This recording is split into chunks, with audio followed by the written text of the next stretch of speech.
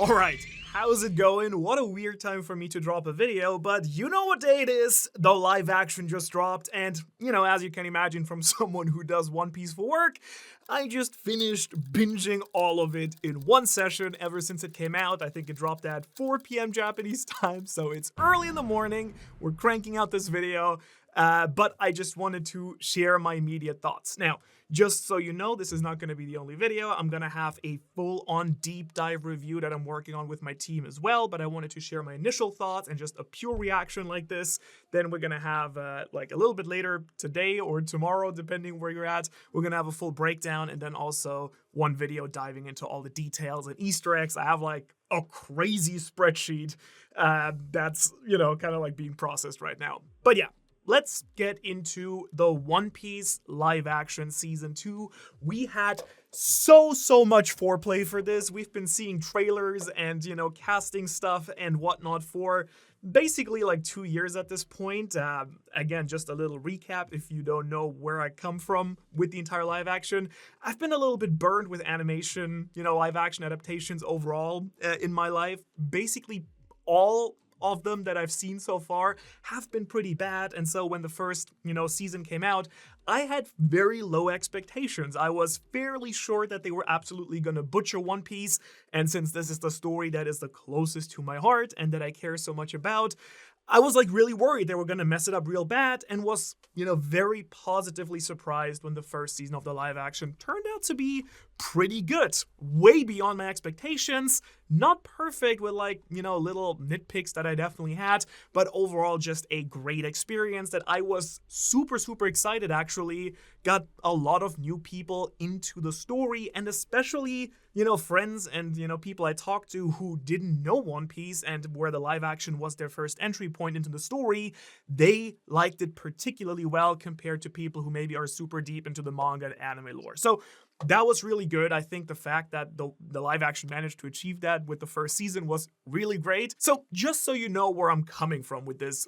like with the past season, now moving into season 2, of course, I, had a bit of a mixed bag of expectations because on the one hand, the first season, pretty good, but as we also know, keeping up good work and, especially with like a very intense production as a project like this is, I was a little bit nervous if they were actually going to be able to keep up what they did there in the first one. It also didn't have the exact like newcomer effect right now that it's the second season of the first one, so it kind of had a hard, very difficult task, I guess, rehooking people and making sure that people who enjoyed or at least were interested in the first season are going to keep watching because season 3 already on the way.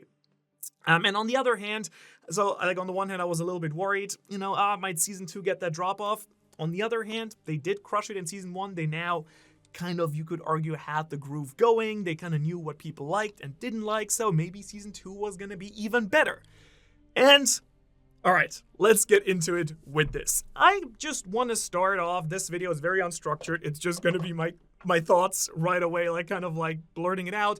But to give it a rough structure, I want to start by reading you my personal ranking of the episodes. And I think this will give you already a pretty good feeling what my journey and personal thoughts were going through the entire season. My least favorite episode, and I know, like, it's a horror, right? It's me, like, I have unique takes. My least favorite episode, rank number 8, is episode 1, Loguetown. I was very worried when we finished the first episode. So, of course, this entire season felt weird in a way that, on the one hand, it was kind of stretching roughly 60 chapters of the manga, which is not that much into a full season, 1 hour each per episode. So on the one hand, it felt very much like there was a lot of time for stuff to breathe. But I'm not sure how you're feeling when you're watching this video, if you've watched the entire show yet or just a few episodes, but it is very intense. There are so many lore drops. They stuffed it full with stuff. Not necessarily a bad thing. I will get to that. I think some of these choices were really good, but there was a lot. I felt a lot more overwhelmed with lore drops and information and stuff they tried to get in here than I anticipated, and I would say a lot more than happened in season 1. So episode 1, of course, kind of picks up where we left off with the first season after Arlong Park, where the crew has the last stop in the East Blue before entering the Grand Line in Loguetown, the town that, of course, is the town of the beginning, the prologue and the epilogue, where Gold Roger was both born and then later executed. We actually get to see the full flashback with Roger and Garp, and then Roger's execution that we already saw in season 1 got, basically, we didn't see it again, but it was kind of referenced quite a lot in all the parallels between Luffy and Roger, and everyone's like, oh, Luffy looks like Roger, even though Luffy is like laughing once or twice. There was a lot of stuff that kind of tried to tie, I guess, season 2 directly into season 1, which I think worked pretty well. We had a lot of Buggy, obviously, which was cool. Buggy, absolute highlight of this episode for me. So good. We had the entire dragon reveal. We had Smoker. We had a lot of, stuff that actually happened in the manga that was in here, and also some filler stuff, which was pretty cool. And I will get into what I really liked and really didn't like about this first episode, but as you will see, for me, the weakest episode, it kind of was too much of the gags. It was too much lore drops, a ton of Easter eggs, which fun, but also I guess there's just too much going on all the time with all the bounty posters and name drops and Menmire here and whatnot, right? So all that stuff, it was just a little bit too much. It kind of took me a while, like an episode or two, to get back into the live action mindset coming from the manga, from the anime. The live action has a little bit of a different tone. That was the same for the first season, actually, where the first episode I remember being a bit skeptical, and then I kind of got into the flow of things. But also, I personally had the impression that the first episode went so much harder on the gags and on the lore drops and on the fourth wall breaking and whatnot. So a little bit much for me. Again, I'll get deeper into each single episode. But yeah, episode 1, the weakest. Then second weakest episode for me was actually the finale, also episode 8. Not the biggest fan, some really high highs, but also some stuff that I was not a big fan of. So you can also already kind of see, I think that the season kind of started out a little bit clunky and then ended a little bit weak, I would argue, which is just kind of what happens, obviously, when you decide to end the episode with Drum Island instead of Alabasta, which was kind of what I originally thought would happen, and I think most people would have expected that they went through, the early Alabasta saga fairly quickly, but they decided to take their time with it, which I respect, and it gave us some fantastic episodes in the middle, but it kind of, lacked then that big oomph finale because the big bad villain at the end was Wapol and not Crocodile, even though the season ends with Crocodile. But yeah, the last episode also a little bit weaker, but with a lot more good stuff also that I liked. The episode after that, my number 5, I guess, from the bottom, yes, number 6 for me was episode 6, fittingly, which is the entire arrival in Drum Island. We're kind of meeting Chopper, we're learning about Kureha, Nami's sick, all that stuff. Which, I thought was a very solid episode. It's not a bad episode per se, but nothing that stood out to me particularly as ooh, this is absolutely crazy television or anything. So just a solid episode without anything too special for me. Then number 5 for me was episode 3, Whiskey Peak, which was the first episode that I really thought the choreography is just absolutely insane. And as you will see, this is going to be one of my absolute biggest praises I have for the entire Season 2 project. Season 1 was already absolutely crazy when it came to fighting choreography, and Episode 3, the entire Zoro sequence that we get there, is just so cool. Again, not that much narratively going on here, but neither was there in the anime or manga, and actually, they did add a little bit more, narrative depth to Whiskey Peak than there was in the anime and manga, I personally feel. But nothing too crazy, just, a fantastic fighting sequence and a really, really cool kind of Western / samurai thing going on there with the bar fights and, Zoro versus the 100 bounty hunters. Really cool. Number 4, top 4 episode is episode 2, where we, go into the Grand Line. We get Reverse Mountain. We get introduced to Crocus, which I was not that happy with. But then we get the unexpected early Laboon, Brook, Rumber Pirates flashback, which was, they nailed that. Absolutely the first time that I watched the season where I actually teared up. I think the flashbacks, particularly in this season, were done really, really, really well. Anytime that I think this entire season actually took the time to focus on a more emotional and character-driven sequence, I personally felt like that was when it was the strongest. Maybe you feel like the gags and everything were like the best part of it, and I think there were a lot of really good ones, but as someone who really enjoys storytelling and enjoys, the character arcs and character developments throughout, a story, especially in the early parts of One Piece, where it's kind of all about setting up how the characters are going to develop and what their dreams are and, how they're going to grow over the course of the story. I think that's the most important parts for me. And episode 2 with the Laboon backstory, that was absolutely fan-freaking-tastic. Then at number 3 and at number 2, I have the 2 Little Garden episodes, which I didn't have that high of an expectation for some reason. And maybe there is a little bit of an Elbaf recency bias here, since we are on Elbaf in the manga right now, and seeing Dorian Broggy get brought to life and everything.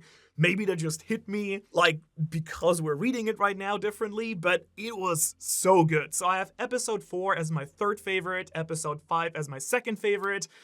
So basically meeting Dorian Broggy and getting the entire giant introduction and the dinosaur hunting stuff, really good. And then second favorite was the entire climax, their duel, and confronting Mr. 3 and Mr. 5 and Miss Valentine and everything. And super, super good episodes. Can't wait to talk about those in more detail.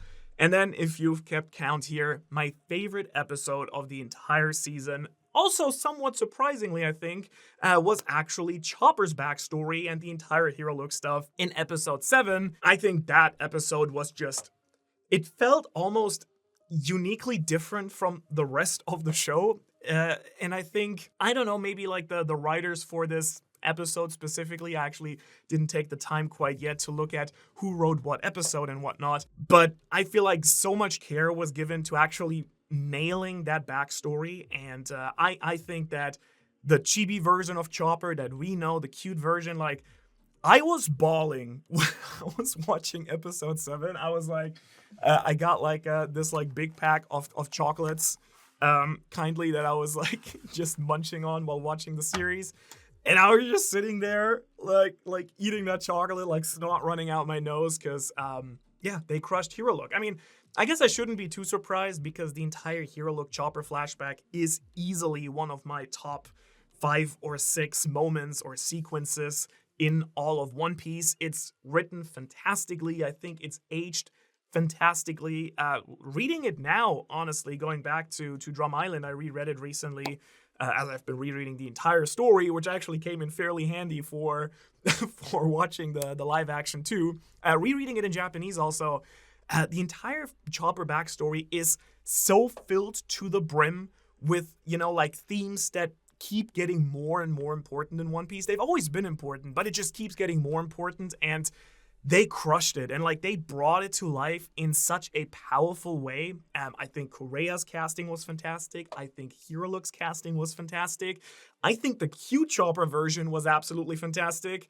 You probably know what's coming. I'm just gonna expect I'm not the only person who was absolutely haunted by what happened with the zone fruits in this season. I think there's a reason they didn't put in the trailer.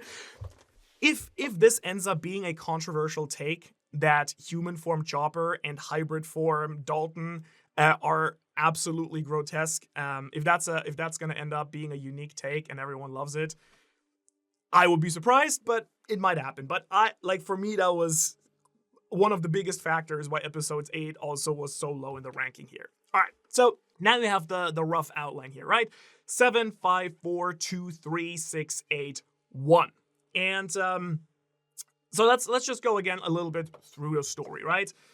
Overall, I think the entire journey, the core journey of the Alabasta, or I guess, pre-Alabasta saga, I think they absolutely nailed, honestly. Just to get it out of the way, like, they did obviously change a lot of things again, kind of like they did in season 1. There were like some sequences that, you know, they kind of pulled from later points in the story, some stuff they pulled in from fillers, but I feel like there was nothing major that was missing per se. So I think from like a very overarching view, I think it's very fair to say that if you watch season 2 of the live action, you're gonna pretty much get all the info that you need, you know, compared to reading the manga or watching the anime.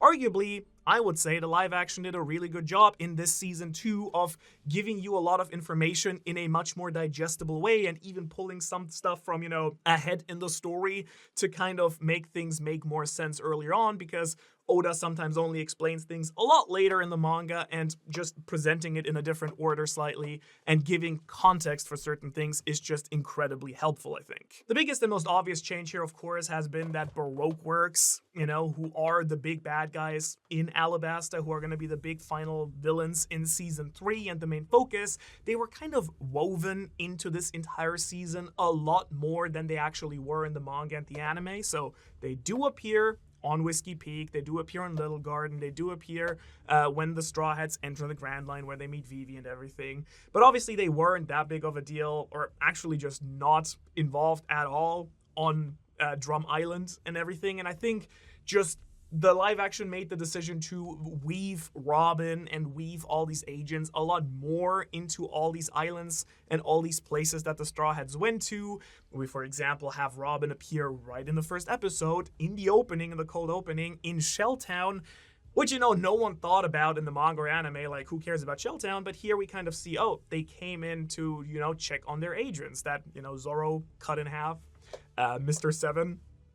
We see Robin trying to recruit Tashigi with like a weird romantic undertone. What does that mean? She was like, "Ooh, you're a beautiful woman. You should work for us." And I was like, "Ooh, all right." I would work for, like, if Robin came to me like this, I would absolutely work for Baroque Works. Then of course we see Robin interact with Wapol, and kind of, you know, it's been implied that Wapol has funded a lot of Baroque Works, you know, like what they've been doing, and that Baroque Works trying to help Wapol get back into power, and that they even give him his devil fruit as a thank you and token of goodwill for financing so much of the undertakings, which is of course not in the anime and manga at all. But I do think that this was a very good and understandable and smart choice overall, because I think it kind of ties the story and the little arcs together a lot more precisely, especially because there is not this big marine bad guy right now, like the big rivalry that we had in the first season with Garp chasing Luffy. That kind of seems to be set up with Smoke and Tashigi in the first episode, but they of course go on their own little side adventure. And so I think having Baroque Works and, you know, like especially Robin, like Miss All Sunday, and then Mr. Zero in the background, having their fingers in almost every single episode, I think makes a lot of sense. It ties the entire Alabasta saga quite nicely together, even if they're not as present in all of these arcs, again, in the manga and anime. And it does kind of have the positive and problematic effect of turning season 2 into somewhat of a setup season, which it was going to be either way, right? That's, again, the little issue you have with a season that ends in, you know, Drum Island, when the big payoff of the entire saga is, of course, Alabasta itself. And again, I think it is a very brave choice that they decided to take their time with it. I'm very grateful that they did it, because I think, again, they put a lot in these 8 episodes that I didn't expect to fit in there. And I think just taking their time here and having Alabasta be an even longer arc that takes its time and explores a lot of stuff is going to be really nice. But it also kind of banks on the fact that you're trying to make a season 2 work that might not be as strong as it could have been if you included all the Alabasta stuff. So taking a little bit of a risk, but I guess the fact that season 3 is already in works is a good sign. And then hopefully that gamble kind of pays off when they can focus fully on Alabasta and flesh that out and have that be like a full desert experience for 8 episodes. So excited for that, but it will of course also still play a role, I would assume, how season 2 gets received, because if people don't watch season 2, then even if season 3 is super good, is that going to be enough? So a little bit worried about that, but again, I think a brave and correct choice if people actually eat it up, that will have to be seen, I guess. Then, as I already mentioned, we have the entire Toshigi Smoka, Garp side story that we have going on. Now, Garp particularly, I have a weird love-hate relationship with in the live action. I think per se, how they brought him to life is very cool. I think a Scottish accent, I think it is a Scottish accent, sorry if that's wrong as the German guy, I think that's what it is. I think it sounds very cool, I think it suits him really well. I think seeing his relationship with Roger is very cool, and kind of, how he interacts with Smoker is also fitting for his character, kind of seeing Smoker as a younger version of himself. I think I could kind of see that based on how they're portrayed in the story too. But in a weird way, I kind of feel like Garp feels a little bit off. I'm not sure I can put my hands on it. He's just a little bit too serious and lacking a little bit that Luffy goofiness that he does have in the regular story. And here he's kind of very marine serious, I gotta do the right thing. While obviously in the manga, he's a little bit more I don't know if what the government's doing is so good, so I'm gonna I want to stay independent, keep my fingers out of everything, and don't tell me what to do is more the vibe we get there. But here he takes a more active role, actually kind of actively pulling Smoker off Luffy's track, being no, don't chase Luffy, you gotta go, investigate Baroque works. And we actually get a whole side story with Smoker and Toshigi hunting for some Baroque work agents.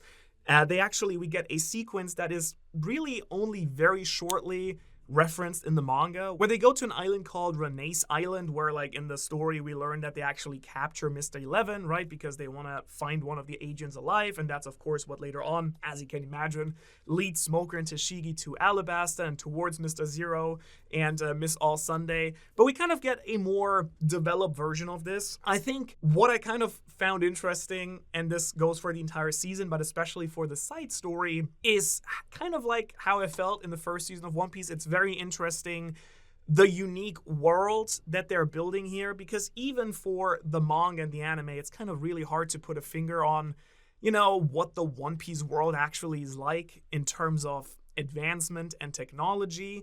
I think in the manga and anime, most of the One Piece world is in this kind of not medieval world, but kind of more Renaissance, kind of on the verge of being more technologically advanced, 1800s classic pirate era thing, right? With guns and stuff. So there is technology and there is electricity. And of course you have the crazy stuff with Dr. Vegapunk and all his crazy inventions that's very sci-fi. But I do feel the live action version, and especially in this season, feels a lot more technologically advanced and mixes a lot more, I guess, modern elements into the story overall. We have more electricity. There's barbed wire and stuff like that. So it kind of blends a lot of eras together. It's overall the entire vibe of the live action is this interesting mishmash of styles and art style. I can't you probably know what I mean, right? It's really hard to put your finger down on what this is supposed to represent, which is probably on purpose because they kind of want to create this own unique world. And I think they're doing a pretty good job, but it still occasionally has a weird, side effect where I'm oh, wait, they have this level of technology, they have crazy stuff like this, but then also it pirate ships that look from, the 1600s or 1700s. So a little bit weird, but I guess it kind of works with the anime and manga vibe. And again, I think the live action has, fully the right to kind of develop a little bit of its own world, even if it's slightly different from what I personally feel the real One Piece world is like. I actually remember specifically there is a scene in the first episode where we see the full shot of Loguetown.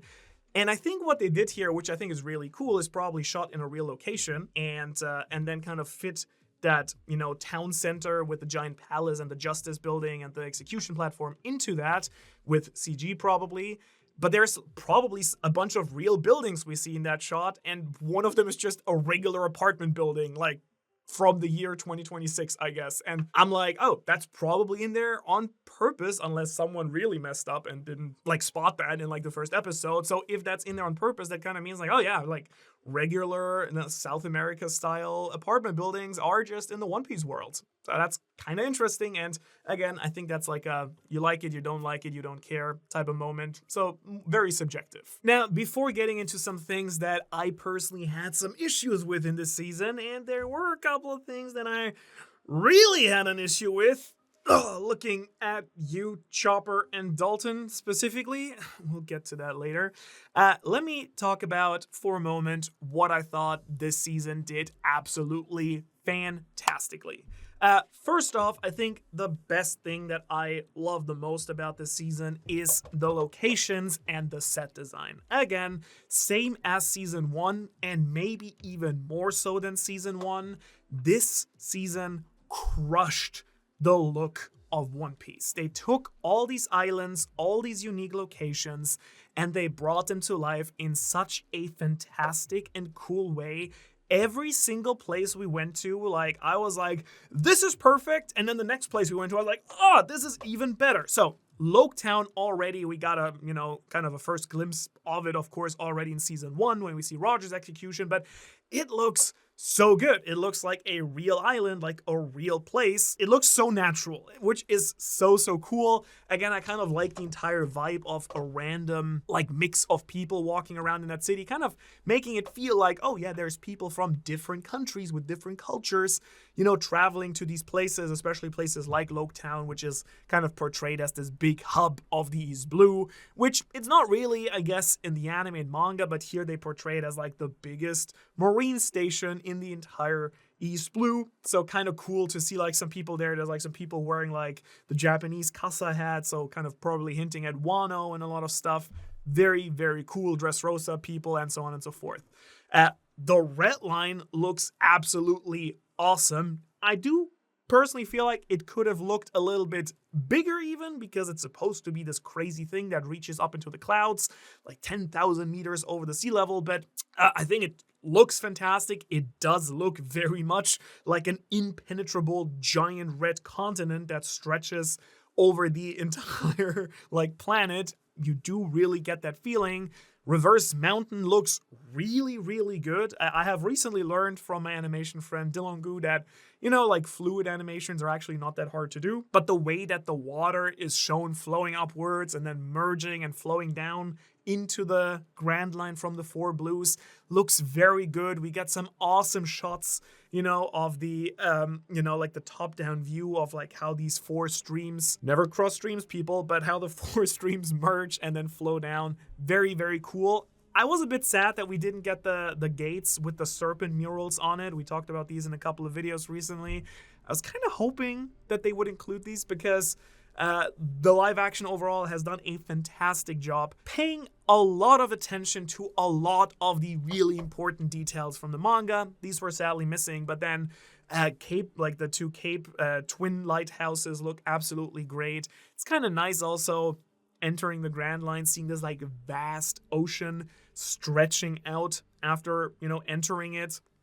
Whiskey Peak might almost be my favorite thing because it looks like fun and quirky in the manga and in the anime, but in the live action, it looks just epic. And there are some the reveal that all the crosses are actually gravestones, that the little needles on the cactus are actually gravestones.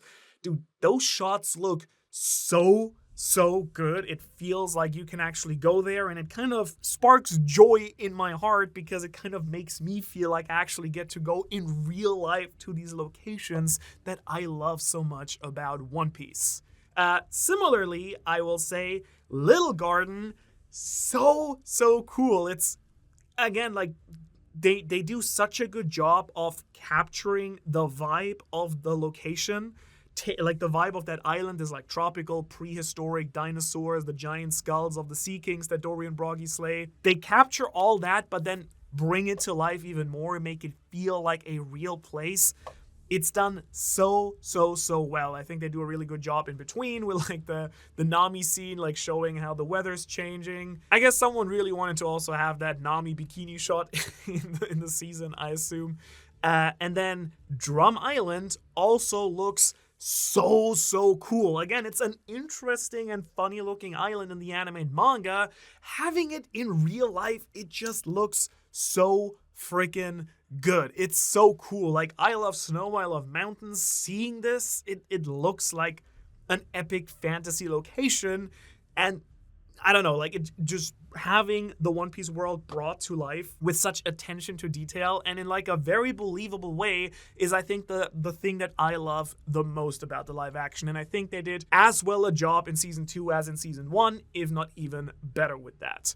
On top of that, the second thing I really love about the live action is, again, this attention to detail that they have with, all the set designs. The world doesn't feel empty. Like, every location that they go to feels lived in, feels like it's an actual part of a town, of an island, like a place that actually exists, not just a little prop or like a little, like set that they put somewhere and had some people film in. It all feels real, feels like people living it. And I think that's just very hard to pull off and very clearly something that they put a lot of effort and money in. And I think it absolutely shows. But not just the locations, I think the live action has and keeps putting a lot of good work into its characters. I think a lot of the character design and costuming particularly is just really good. I mean, don't get me wrong, I think Wapol's still disturbing, but he is kind of disturbing in the anime and manga, and the fact that they made him look as good as he does here is really a testament to how much time they probably spent really trying to figure out how to make these characters look and feel as authentically close to the anime and manga and the real source material, while also trying to still portray them as real people. Like, that kind of leads to something that I at first had a bit of an issue with, to be honest, which is a lot of commentary and fourth wall breaking. Like, characters commenting on each other's outfits and their personality quirks that, of course, are just part of manga and anime. Like, you just accept that these people look and dress and speak weird because it's an anime or manga. It's a lot harder to sell that in real life. I think it kind of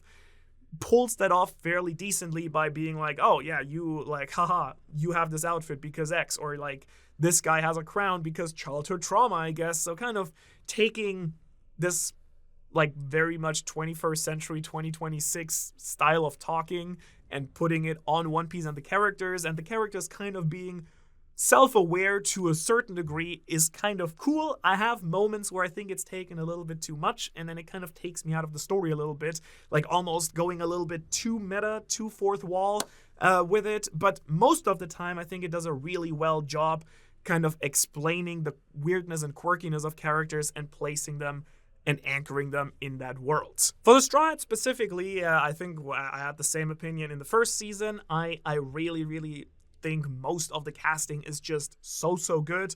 Luffy feels very Luffy. He has some moments that are a little bit, again, I will get to it. I think I have some issues with some of the Marvel gagginess of some of the scenes, which actually either I got used to it throughout watching it, or they actually reduced it drastically after after episode 2 or 3.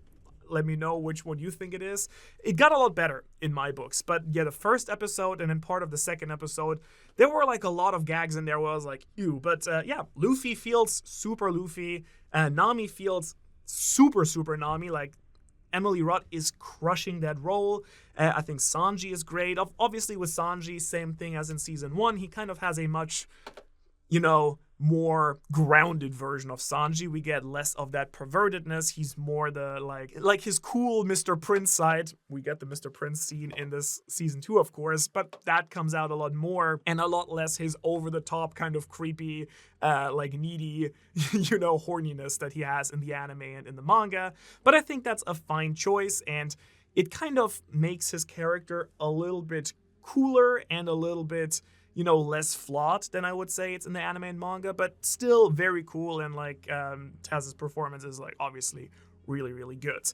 I think that Makenyo actually, even in the first season where I had more of an issue with Zoro, that was not his acting fault. I think the acting is good. I think the writing for Zoro in the first season was not optimal. He was obviously he had the cool parts of Zoro, but I feel like the first season did a bit of a bad job capturing Zoro in his entirety, who's actually a very funny and caring character, just with this a little bit more stoic, cooler side. And I feel like the first season kind of made him too cool and too not caring, and I'm like, too badass for everything that's going on. While I think in this season, Zoro got a real upgrade, and I think someone in the writing staff clearly listened to feedback that people had and was like, okay, we can have Zoro be a bit more goofy, and he doesn't need to be 100% cool and abs the entire time. No, he gets his cool moments by default, but it's kind of the goofiness and the quirkiness that again came out so much better in this season particularly,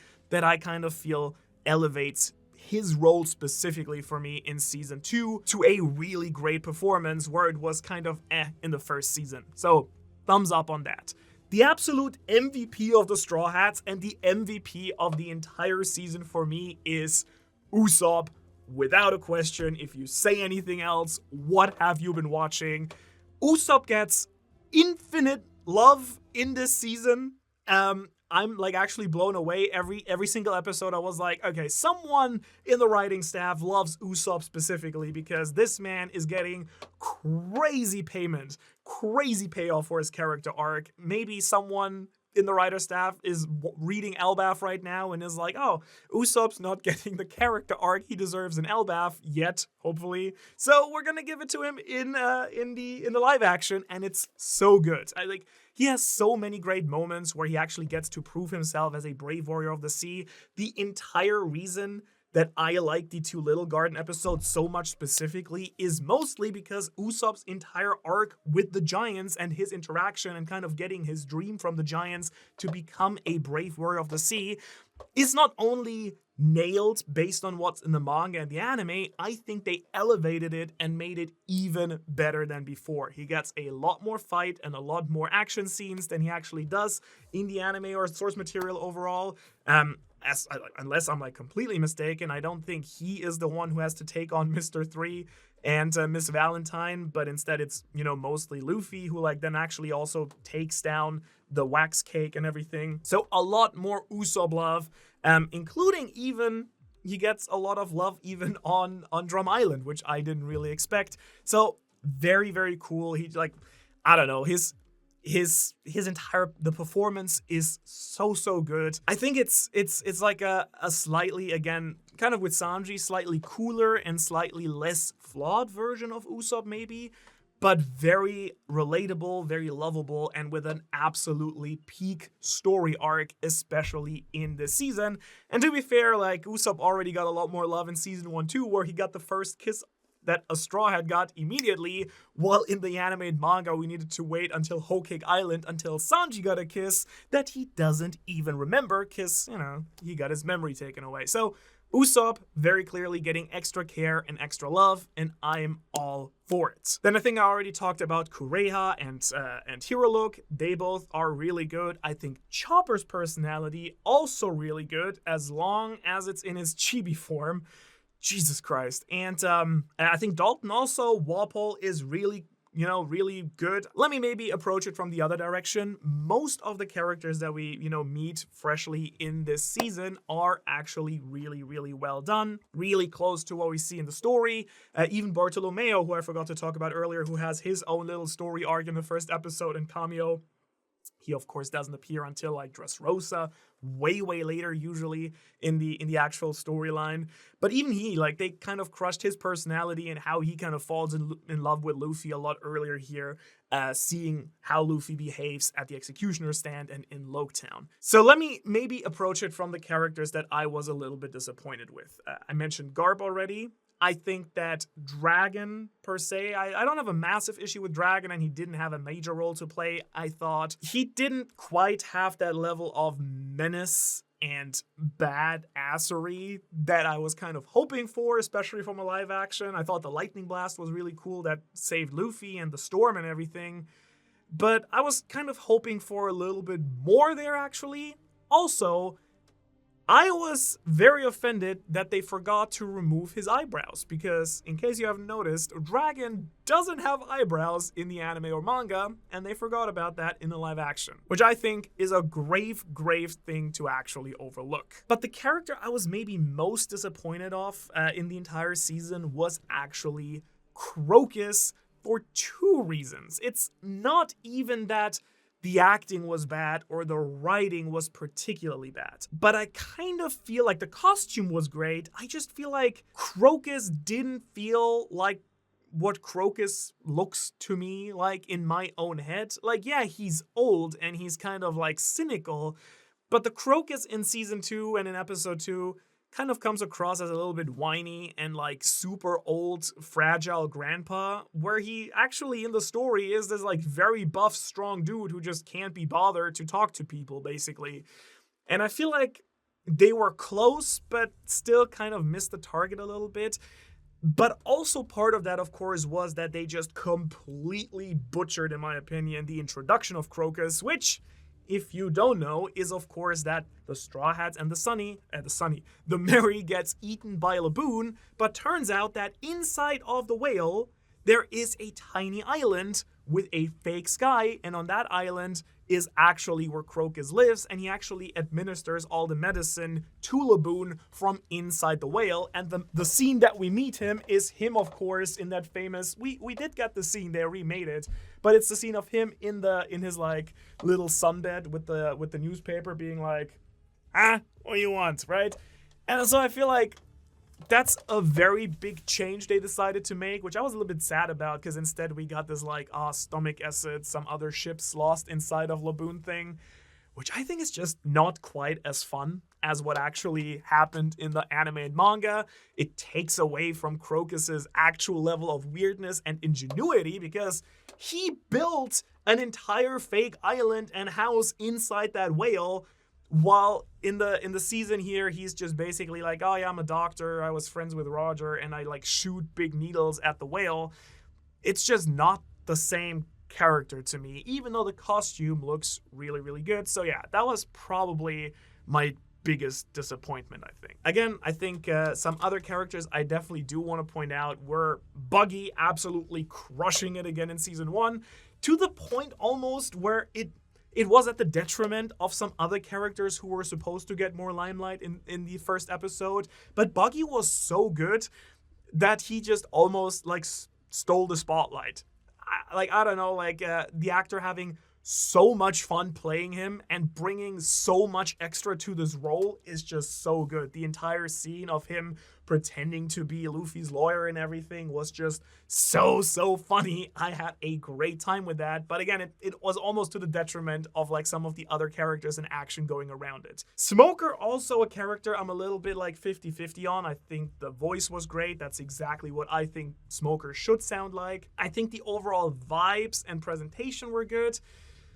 I don't know, I feel like I was lacking a little bit of the impact, I think, that I was expecting from a Smoker. He wasn't quite as terrifying as I think he could have been. Like, if they made Buggy as crazy and terrifying as they managed to make him in season 1, then I think Smoker should have been so easy to make absolutely crazy, but he kind of wasn't really. And I think that's one thing I had a little bit of an issue with. I also felt like the show had, like, at some points a little bit of an issue figuring out how to actually set stakes. Like, very clearly they were trying to present Luffy as he is in the story, like, kind of until we reach Alabasta, basically too strong for anyone except Smoker.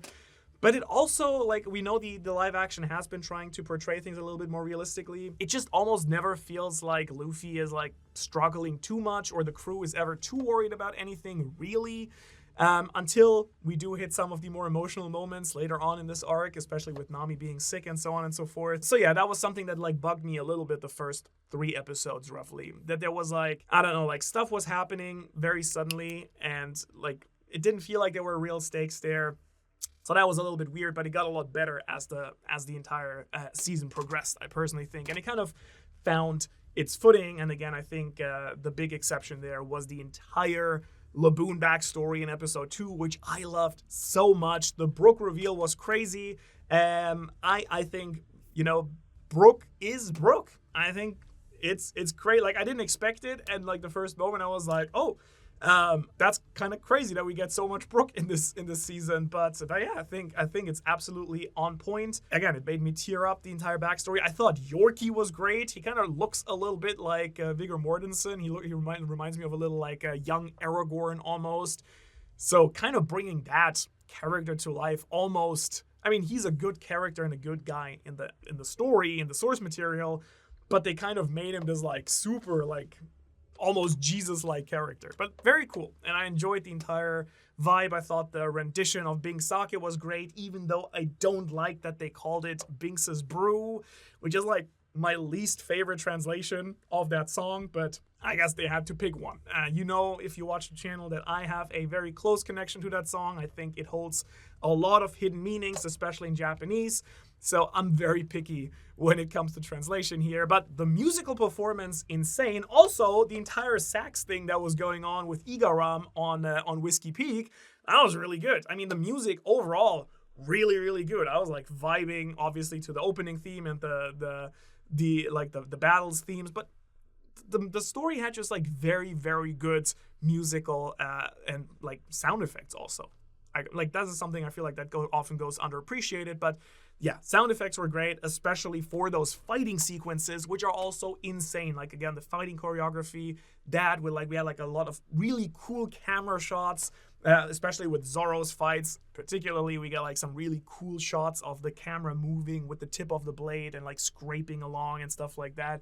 Super, super well done. But now allow me to go to the part that I was probably the most bugged by, the thing that I enjoyed the least about this season and that I think could use some room for improvement in my opinion, when they go into season 3, which they're already filming at this point, which is a little bit two parts here, and it's both a writing thing. The one thing I didn't like at all times was, as I already mentioned, the humor, which is very subjective. The other thing is the amount of lore drop and exposition that they felt like they needed to drop into the season. Now, per se, I think the idea of introducing a lot of new concepts and explaining stuff to an audience that might not be familiar with One Piece is absolutely correct and understandable. And I think it's easy to say, oh, just because you read 1,200 chapters and, analyze the story every week, think about the people who are watching One Piece with the live action and don't know what Sea Prism Stone is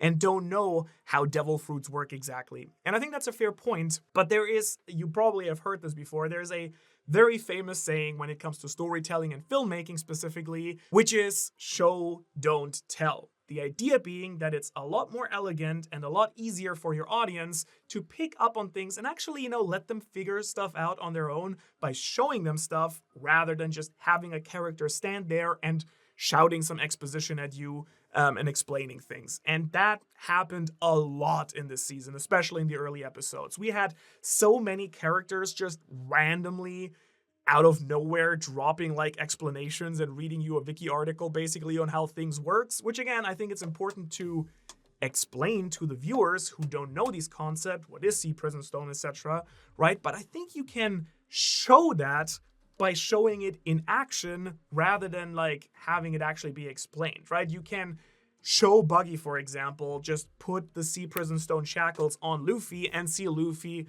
being dragged of its power. And then you can just, I think you as an audience member can probably put things together if you just say, oh, there's a Sea Prism Stone which emulates the powers of the sea. That's probably enough for you to puzzle out that, oh, because it emulates the power of the sea, right? That's why Luffy loses his devil fruit abilities, rather than, Buggy going on this full, like, Wikipedia mode suddenly, which kind of clashes with his otherwise so quirky and crazy role. Why would he explain, like, my point is, I guess, why would he, out of all people, explain that to Luffy when that's not his entire stick the entire time? And those scenes we have quite a couple of throughout the entire, like, season, I think, and that's been bugging me a little bit because I understand it's a hard thing to kind of balance, but I feel like there might have been some more elegant ways to maybe drop some exposition and have the audience maybe figure some stuff out on their own. And I also feel like some stuff was just explained that might have not even needed explaining yet at this point. And if someone hasn't seen One Piece yet, maybe just seeing something and having it be a little bit of a mystery and having it be a little bit weird is how a lot of manga readers and a lot of anime watchers experienced the show too, and only later kind of puzzled things together and got like more explanations as things went on. So that's one thing I was a little bit critical of. The other thing, again, a lot more subjective, to be honest, which is the humor and the fourth wall breaking. I think, again, in my opinion, this kind of decreased a lot as we went through episodes, or I got used to it. I don't know which one it is. I think probably both to a certain degree. You kind of like get into the flow and into the mindset of the live action versus the manga as you watch these episodes.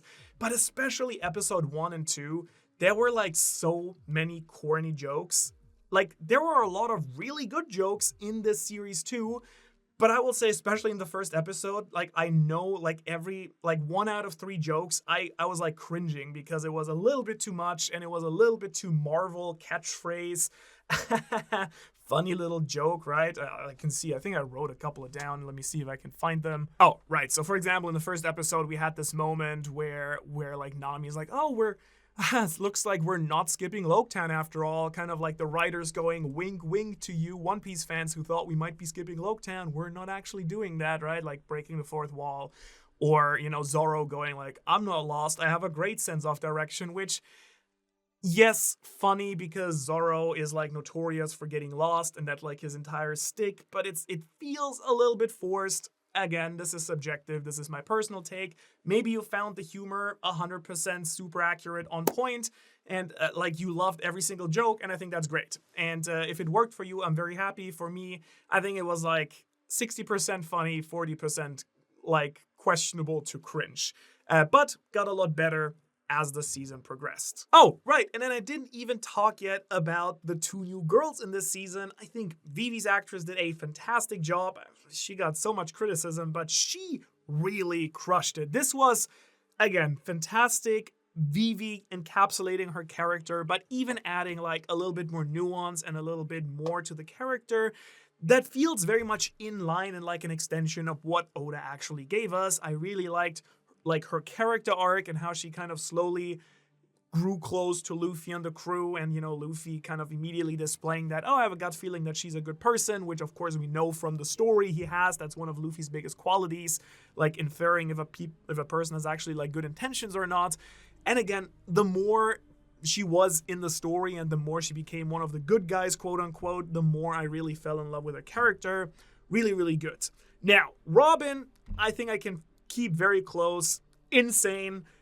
This is kind of the hotness level and the craziness level of Robin that I expected based on her character and her first like original few arcs in the manga. It's kind of crazy that we get like that wild leather outfit when she's meeting Walpole. That is absolutely crazy. That makes me almost uncomfortable. But yeah, super, super cool. The Russian accent is like for me somewhere between weird and cool. Like obviously, in case you don't know, Oda said that if Robin were from a real country, like she did for all the Straw Hats, she would be from Russia. It still feels like in my head, Robin wouldn't speak Russian, but then also in my head, she mostly speaks Japanese. So I guess hard to say. I think because in the Japanese version of the live action, they have all the actual anime voice actors, which I think I probably have to rewatch the entire season in Japanese just for that experience. It's probably going to hit even harder because it's going to be Robin's real voice actress from the anime. So I think that's going to be even better. Again, I think it's cool that they actually went with the Russian nationality, but it feels just a little bit wrong. I can't really I don't know, just not how I imagine Robin. This is just like a personal thing, I guess. And otherwise, visually and like her presence and everything is so good. I can't wait to finally, get to see an Alabasta and afterwards and see like her interactions with the crew. Just really, really good. Which now brings me to the thing about this season which gives me absolute nightmares and why episode 8 is my second least favorite episode of this entire viewing experience, and there's even an argument for me to be made that it might have to be the worst episode. Now, I'm of course exaggerating a little bit here. It's not like this is bad enough to ruin the season, but it's something that is just hard to get past. So, I've been very impressed in the first season and even more so in the second season how incredibly well the CGI and the devil fruit powers have been handled. Going into season 1, I was very worried what Luffy's powers would look like, and turns out they look just fine. I was worried what Buggy's powers would look like, and they crushed it.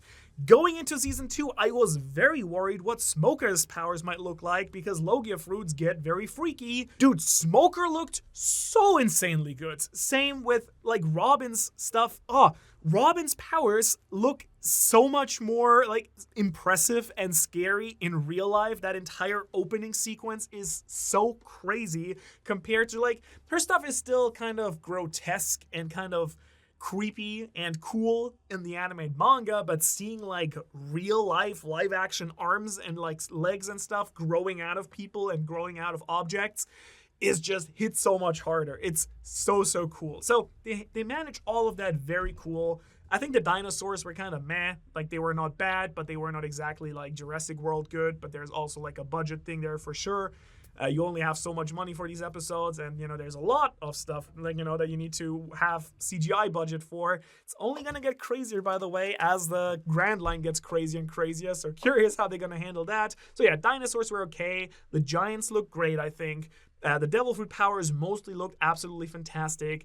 Laboon looked really good. I think the Island Eater, the giant goldfish sea king, looked fantastic too. Oh, by the way, Dory's and Broggy's joint attack, that was so cool too. So yeah, overall, fantastic CG, fantastic like special effects and practical effects. I think they used a bunch of those too. So consider me very taken aback and shocked when we finally got to what I personally didn't expect to be a big issue, especially after seeing Chopper early on in the trailers, which is the zone fruits. Now, we have the gum fruit, but so chibi, basic, Chopper as we know and love him, looks really well. The fact that like that entire episode and flashback and his backstory made me bawl my eyes out is a very good sign that they nailed it with, the animation, and it kind of didn't have this uncanny valley effect. It just looked good. It just, like a believable character. I'm not in love with Chopper's voice, but that's something I kind of grew more accustomed to as he was on screen a little bit longer as well. And I think, Chopper just felt like a real character that would fit in really well with the crew. And then he transformed into his human form, and I was like, what is going on? Again, maybe this is a controversial take. Maybe I'm being a dick about this, but Dalton and Chopper in their like human hybrid form thing, like Dalton also, like that's some like uncanny valley grotesque things. Now, maybe I'm being unfair here.